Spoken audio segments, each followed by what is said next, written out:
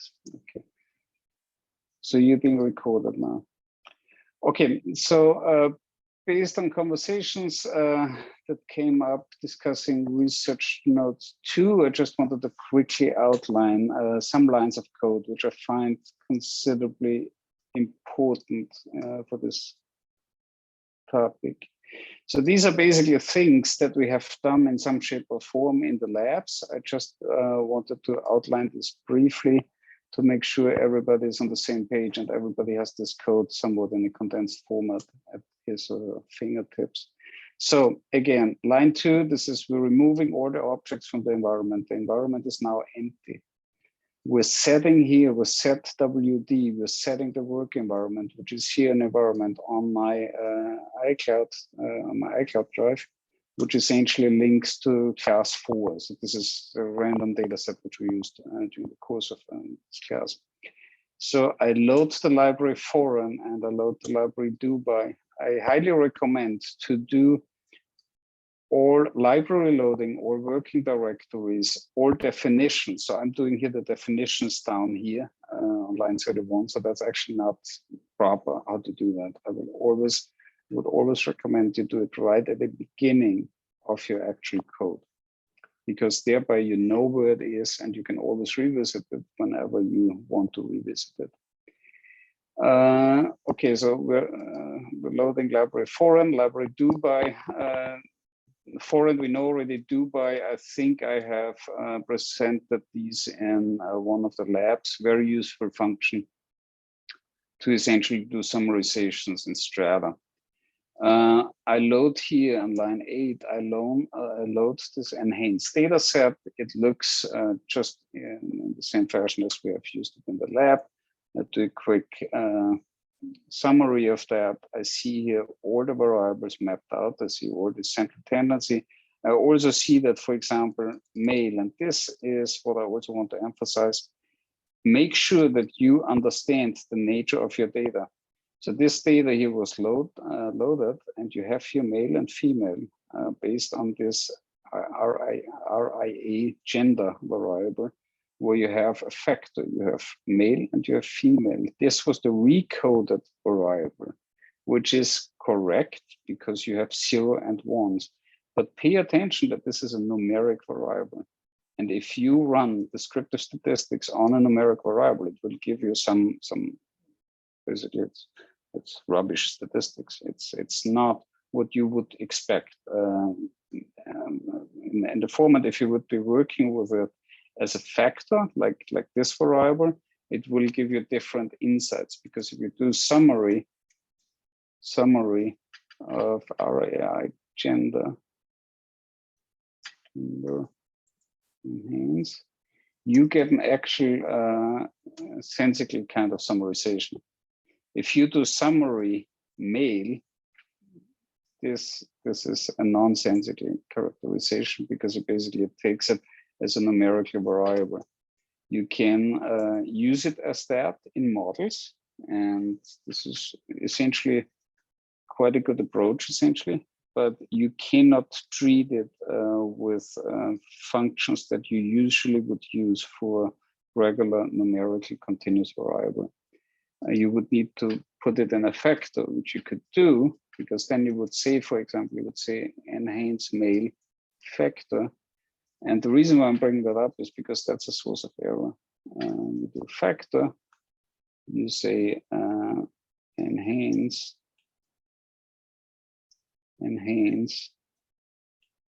male with levels of C. But this is now a factor. If you do now summary enhance male, you get the same rubbish because it's male factor. Okay, so if you do male factor, you get now this broken down according to the factor. Make sure that you do that, and you, in case you want to do a summarization of that kind. So don't mistake it for something that you can treat with a summary function, for example. Good, just wanted to outline that.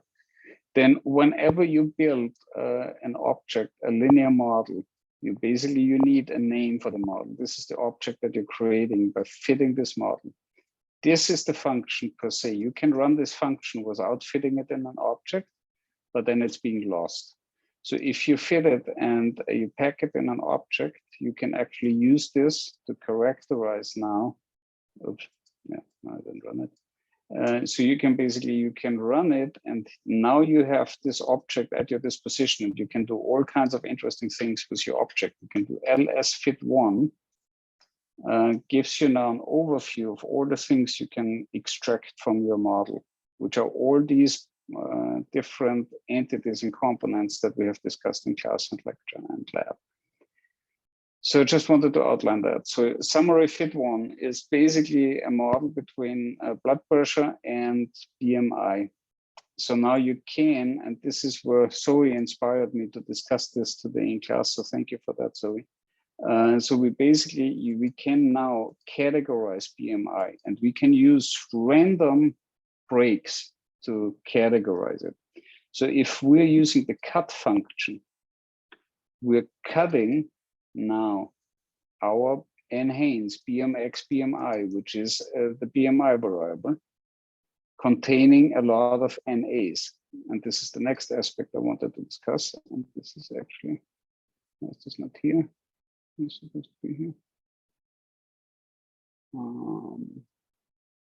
need to put this out. Oh yeah, here. So I also want to outline, always do a summary of your enhance of your data set, because it shows you whether your variables contain NAs. These missing values, we have the missing values lecture. You know how to deal with missing values, and one way to deal with missing values, which is what I would suggest for research note 2, but please don't hold back if you want to do multiple imputation. I'd be happy to see that in the notes. But the easiest way to deal with that is to just remove them. And you remove them with this line. You remove them by packing enhance into enhance, but it's a subset of enhance, which is, and here's where the exclamation mark is important, which is not NA, which is not containing any NAs in enhance BMX BMI. This is how this line is to be interpreted. And you will see, if you look here at the sample size, we're starting off with 4,809. And this is also where you will, out there in the real world, if you're doing a step like this, you will need to do make notes of what the sample size is. You need to actually write it down with each step. And you will need to put this in a flowchart. This is actually quite essential, because this is how you document how many you lost with each step. And this will sometimes be quite insightful in terms of the bias that you're causing by excluding variables or excluding missing values. So this is important to keep in mind. So we have now 4,550 with the exclusion of all missing BMI values. And if we exclude all missing blood pressures, we're down to 3,995. So we're making note of this, 3,995. So this will go in your flowchart. After exclusion of that, after exclusion of that, after exclusion of that, you give each sample size with each step. So now when we run the summary, we're getting now only non-missing values. Now we can make it a factor. We can build our model, and now we can cut it down. So we are creating with the cut function, we're creating now as a new variable, BMI cat, which basically is cutting down BMX BMI into different strata, which is here. And these are the breaks that define these strata. So this is the beginning point. This is the next point, and then it goes from 20 to 25, then it goes from 25 to 30, then it goes from 30 to max. And this is this part. So it basically creates 1, 2, 3, 4 different groups. And you can also label these groups by basically using the labels function. So if you around this line, you basically get with the summary by function, with min, max, and mean, you get here in characterization of your actual 4 groups. So this is the min. So I ran this before and I played around with it before so that I could show you. So that the smallest entry basically is here 13, because otherwise you run issues with the rounding. It's just annoying. That's why I said that a priori to 13, and you take the maximum value. And you basically get those 4 groups with the labels. So this is a nice way to organize your data. So now we can run a fit2, which is your BMI, BPXSY, as a function of BMI category. And now you get a breakdown as per your categories. So summary looks like this. Now we can change the reference level. So we can change the reference level, and we did the re-level function when we talked about logistic regression. That was class 8. With the re-level function, you can change the reference value. You can change it to every reference value you want to change it to. If we change it to normal, your fit looks different. And now normal is the reference value, which is basically 0. So we have here an increasing trend of blood pressure in increasing categories of BMI. So this being said, now the situation changes a bit. And this is what Zoe and I also talked about. What happens if I log transform my dependent variable? So obviously this has ramifications, right? And the ramifications of that are that I need to exponentiate now the coefficients, because I have my dependent variable is now log transform. So if I log transform, so please keep in mind these actual values here. So we have minus 2.7, 3.3, and 6.4. If we are running this and we're running the summary, this changes dramatically. This is actually not a very good example because it's not a, well, that's fun enough. So we can now, with exponentiating this, we essentially get now an estimate of a percentage of the dependent variable. It will deviate from the estimate. So you essentially, you need now, so if you do exp of 0, which is our reference group, so now you know that with the lower group, you basically have a decrease in blood pressure by 2.5%, whereas you have an increase here by 2.7% with overweight and 5.4% in the obese. So this is the interpretation, because exp0 essentially is the log of 10 is the log of 10.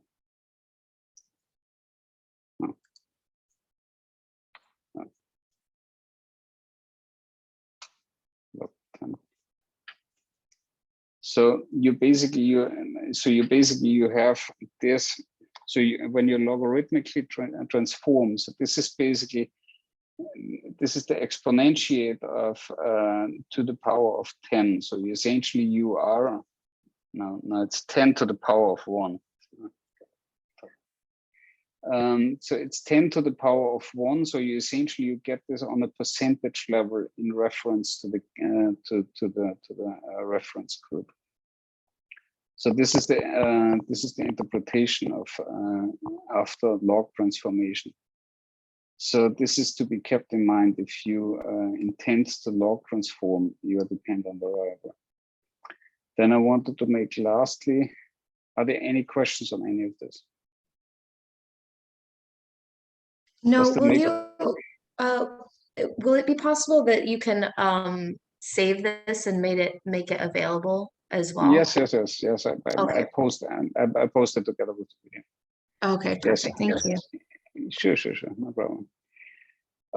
And lastly, I just wanted to briefly also talk about what happens if you want. So if you need to dichotomize a variable, so essentially you want to define hypotension, which is low blood pressure. And you say, okay, so blood pressure lower than 100 is now my outcome. This is my dichotomous variable. So I go use the if-else function that gives me a dichotomous outcome, as opposed to the cut function where I get several groupings. So if I dichotomize it, I basically use the if-else function, and you're basically getting everything that's smaller than 100 from the BPXSY1 variable. This transforms now into a binary variable hypo, which essentially is now coded either as a 1 or a 0. Fitting this now in a model will essentially give you that. Oops. Oh. Now we need family.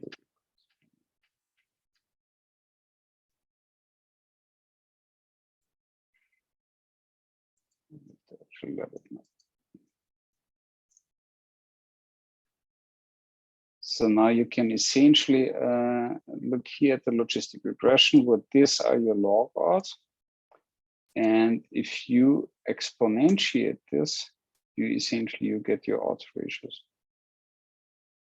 So we have an odds ratio. So this is 0.93 times the odds to be hypotensive when with decrease of 1 unit of BMI. So same with the categories. Oops.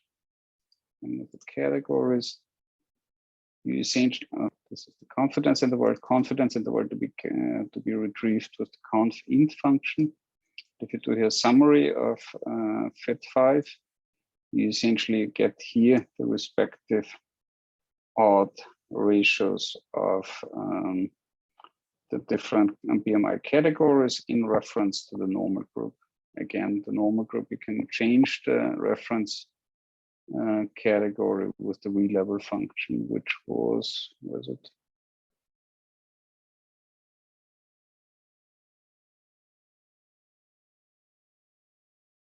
Okay. With the re-level function, you can change your reference categories. So this being said, and you get the same overview here, and you also get the 95% confidence intervals, which will then allow you to interpret your odds ratios. So I just meant to show you that, and that's maybe something that may be helpful for research note too. Any question on this? Not right now, thank you. I just have one question, Professor. You said with the re-level function, you can change the categories? You can change the reference category. Oh, the reference categories. Okay. All right. All right. Okay, if no questions, that was basically what I wanted to show you in preparation for the research note. Make sure if you have, make sure that you have these removed rows indicated in your research note too. This is just proper reporting, that you basically would clearly state, okay, so I have removed all the missing values from this category, and this has reduced my sample size in all the steps. Just report it in the research note. It's really it's proper, and this is just like a reporting practice that I would embrace from earliest times on. All right, any questions? If not, then we can conclude the recording. And yeah.